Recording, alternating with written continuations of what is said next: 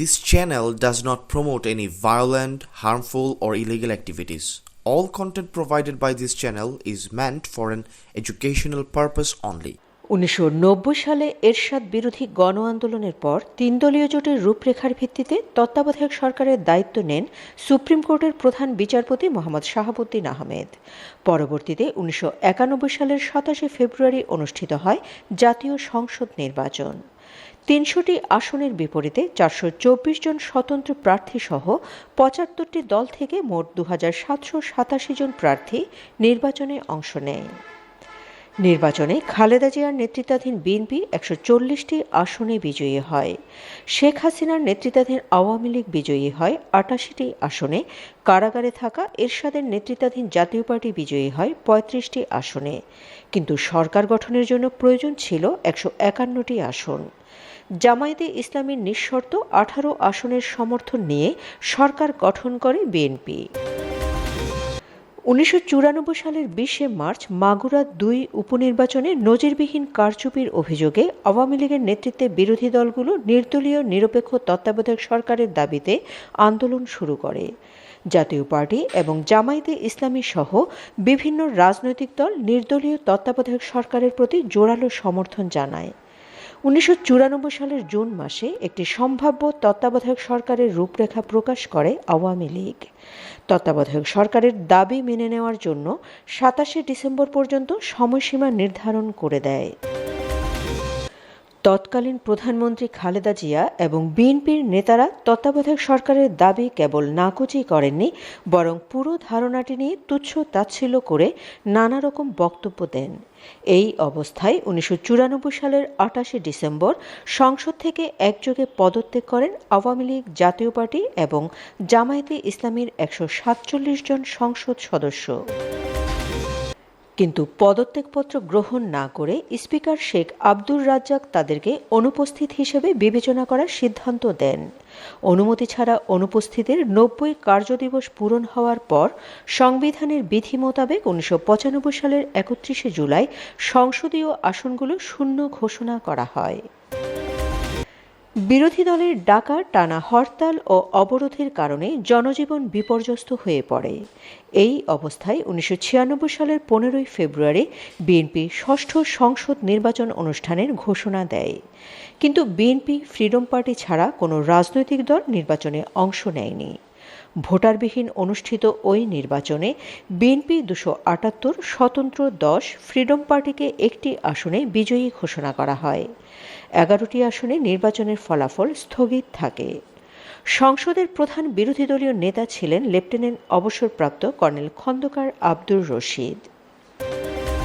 মাত্র 11 দিনের মেয়াদের এই সংসদে তত্ত্বাবধায়ক সরকার বিল পাশ করে সংসদ বিলুপ্ত ঘোষণা করে বিএনপি। পরবর্তীতে অনুষ্ঠিত 1996 সালের 12 জুনের সপ্তম সংসদ নির্বাচনে বিএনপির শোচনীয় পরাজয় হয়।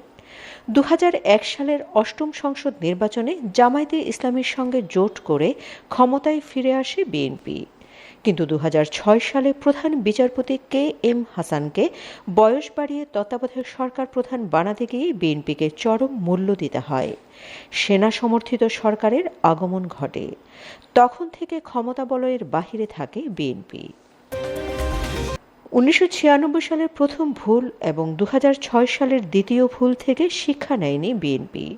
2024 সালের জুলাই-আগস্ট আন্দোলনের ধারাবাহিকতায় আওয়ামী লীগবিহীন 2026 সালের 12 ফেব্রুয়ারি নির্বাচনে 212 আসন নিয়ে ক্ষমতাসীন হয় বিএনপি।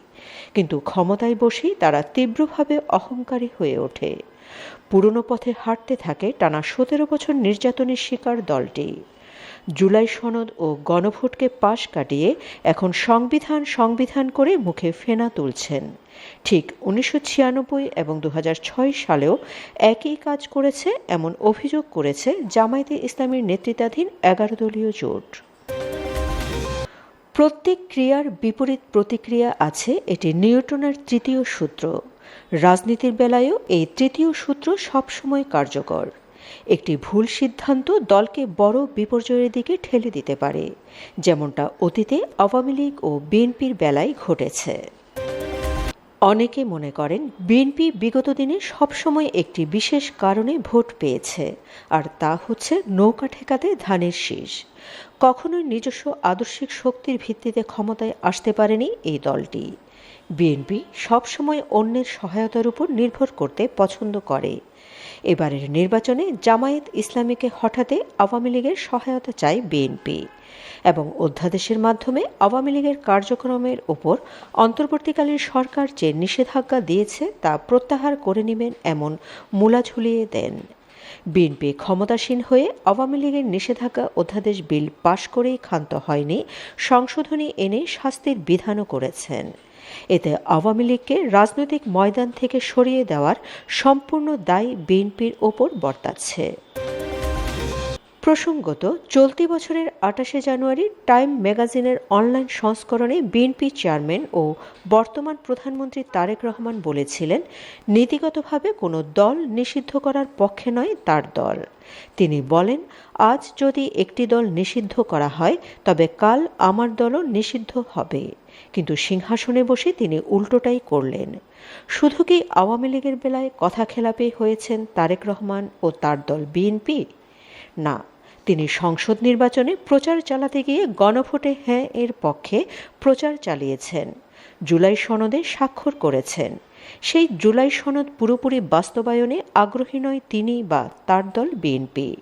১৩৩ অধ্যাদেশের মধ্যে ১৬টি অধ্যাদেশ বাতিল বা আংশিক বাস্তবায়নের সিদ্ধান্ত নিয়েছেন। রাজনৈতিক বিশ্লেষকরা বলছেন, বিএনপি এখন তাদের তৃতীয় ভুলটি করেছে আওয়ামী লীগের নিষেধাজ্ঞা বহাল এবং ১৬টি অধ্যাদেশ পাশ না করার মাধ্যমে। বিএনপি ৫ বছর ক্ষমতায় থাকার কর্মপরিকল্পনা বাদ দিয়ে ১০ থেকে ১৫ বছরের দীর্ঘমেয়াদী চিন্তায় মগ্ন হয়ে পড়েছে। ফলে ১৫ বছর ক্ষমতায় থাকা তো দূরের কথা, ৫ বছর টিকে থাকা তাদের জন্য কঠিন হয়ে উঠতে পারে। কেননা এই সংসদ ততদিন টিকে থাকবে যতদিন জামায়াত ও এনসিপি তা টিকিয়ে রাখতে চাইবে। তৃতীয় ভুলটি ওয়াদা খেলাপি বিএনপিকে ১৯৯৬ সাল বা ২০০৬ সালের ভুলের দিকে নিয়ে যেতে পারে, এমনটাই মনে করেন রাজনৈতিক বিশ্লেষকরা। Shamima Chowdhury Shammi, BNA news 24। আমার সোনার বাংলা, আমি তোমায়